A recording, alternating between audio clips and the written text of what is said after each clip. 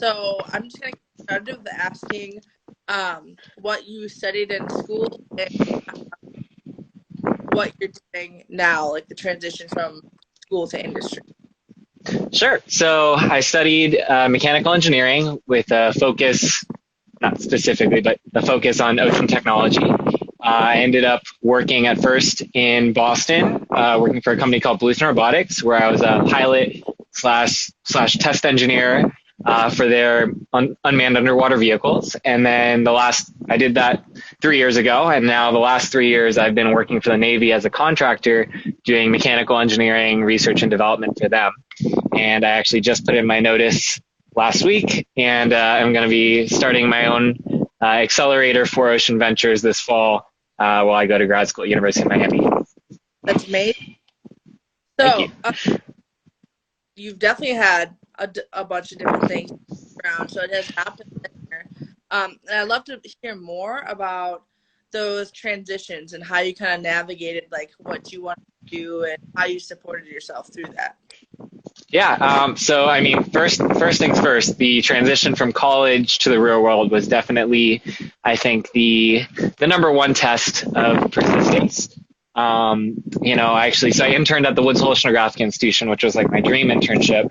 But it's a mainly government funded ocean science research institute, which unfortunately the trend has been over the last few years and beyond that it's just the funding has dwindled. And so they couldn't offer me a return job or a full-time job, I should say. And so basically I was getting advice from people that, I should just sell out and join some general engineering company when I really wanted to do ocean engineering work.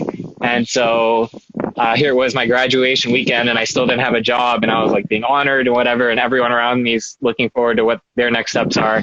And I just held firm and ended up taking until August to get my job, but I got to be in my actual niche of marine robotics. So when everybody's telling you to kind of like sell out and, kind of maybe go the more comfortable route, mm-hmm. to like quantify that risk and how are you like, okay, like this is worth it, I'm going to figure it out. Because I feel like a lot of people, especially right now, there's a lot of ambiguity. How did you push through that?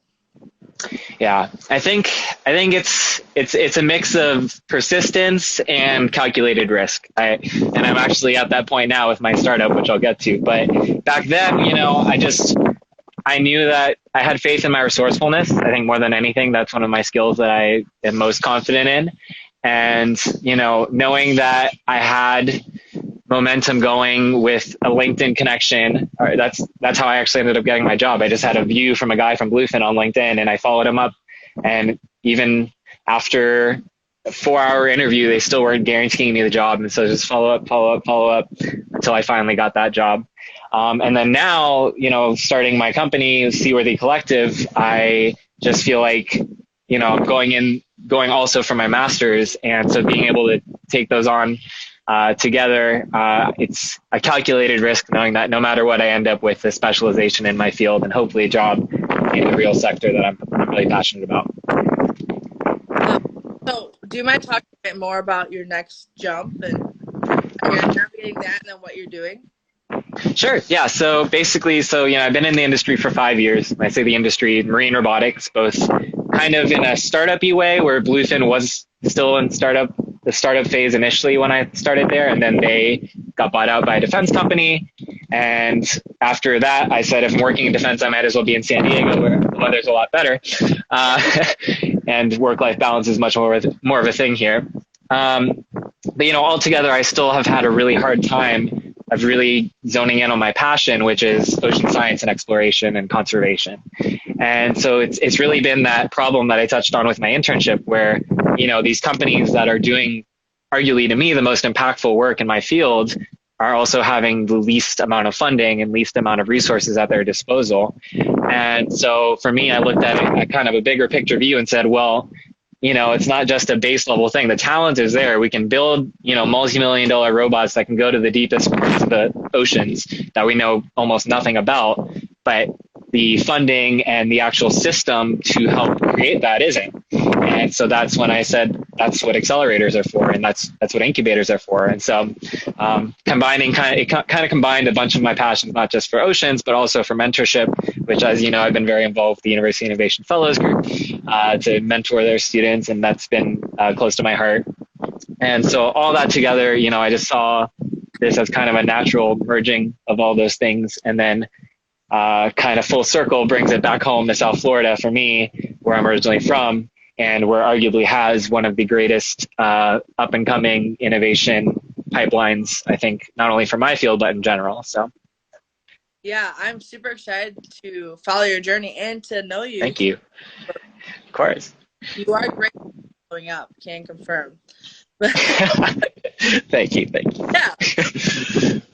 So the thing about Life's Not Linear, as we are going through this pandemic, we want to get a feel for hard times that you guys have been through and how you've navigated those, so then we can share those lessons and stories with the current graduates, current other people going through this pandemic.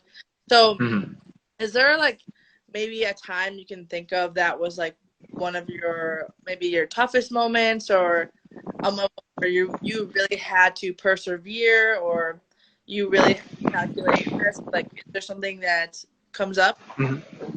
Well, I can say I think the best way, I thought about it a little bit before our call, the skill that I've become unfortunately very adept at is navigating uncertainty, which is obviously what we're dealing with right now. For me, that had been a thing for the first half of my career. When I was working in Boston, I was working 60 to 80 hours a week. And, I touched on work-life balance being important, and I really struggled even just in general getting my footing with that job and in Boston, which culturally was not the right fit for me.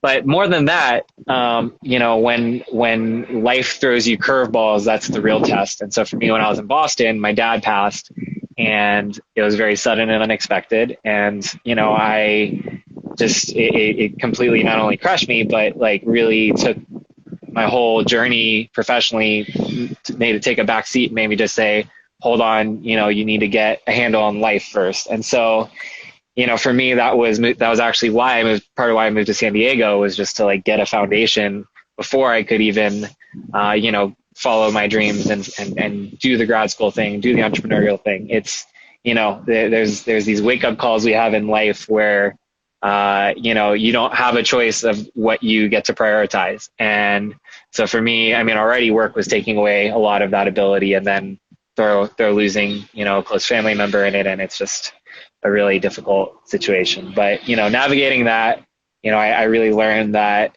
not only did I have the skills to overcome any challenges, I feel like, staying at home and wearing a mask is definitely pretty lower on that list. Yeah.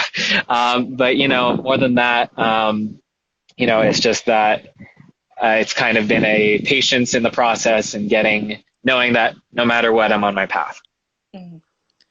Yes. And I am so happy to see like where you've come from, how you navigate.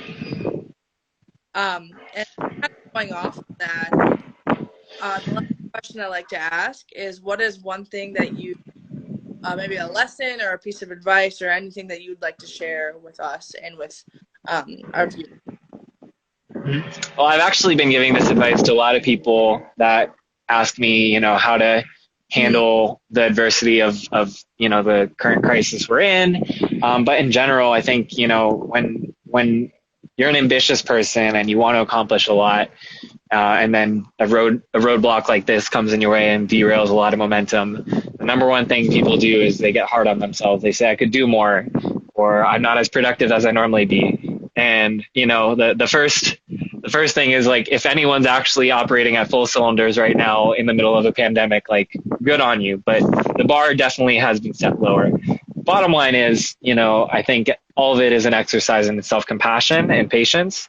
And just that, out of all of that, the deepest place that allows for that is confidence and belief in yourself. So, for me, going back to, when I graduated college, I honestly could never have told you that things would unfurl the way they have the last 5 years, my 5 year plan.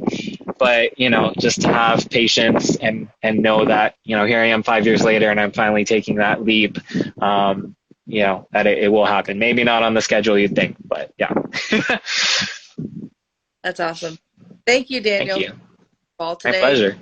We'll definitely have to interview you again, maybe after you make a move and get started with your accelerator. I would love to have Absolutely. Well, great